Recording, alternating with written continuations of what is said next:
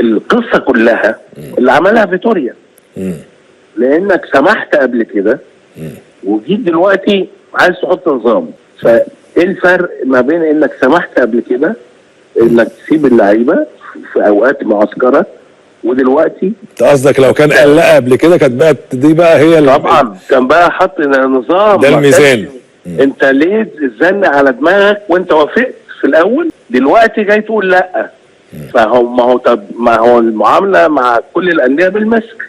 انا معاه في كل قرارات ياخدها، لان المنتخب اولا، لكن انت اللي عملت ده لانك انت خدت قرارات قبل كده، سمحت الزمالك يلعب كاس لوسيل ويلعب في دور ال 64، طلعت اللعيبه، وفي نفس الوقت النادي الاهلي يقول لك عامل لي بالمثل، انا عندي بطوله وانت لا.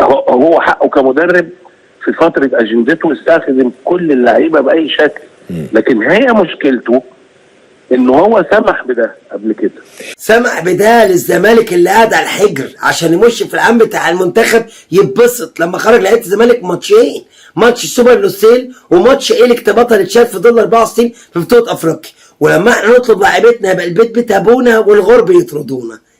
قال انه الحكام قالوا لبريرا، فيتور بريرا، يا عمنا اغنيها يا عمنا فلوسنا.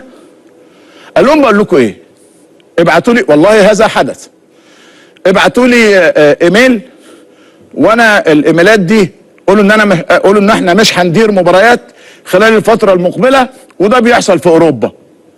30 حكم ده في حكام النخبه يعني. قالوا له يا عم احنا بقول لك اتدخل لدى اتحاد الكوره عشان تصرف مستحقاتنا المتاخره، احنا ما خدناش فلوسنا من ساعه الاسبوع ال 13 للدوري المنتهي، رغم ان الاتحاد صرف مستحقات كل الحكام في كل الاقسام الاخرى. قال لهم الايميل بتاعه اهو، وابعت كلكم واحد يبعت لي برفض اداره المباريات عشان نضغط على اتحاد الكوره عشان يصرف مستحقات الحكام المتاخره. الحكام اللي موجودين في المعسكر قالوا له يا عم انت بتقول ايه؟ ده انت كده بتلبسنا راس في الحيطه. قال لهم ايه؟ اسمعوا بس كلامي. قالوا له نسمع كلامك كده، انت بتغرقنا، احنا ما نقدرش نسمع هذا الكلام. يعني هو الراجل لا انت بتغرقنا، معناش لايف جاكيت ولا عوامات ولا معانا مايوهات.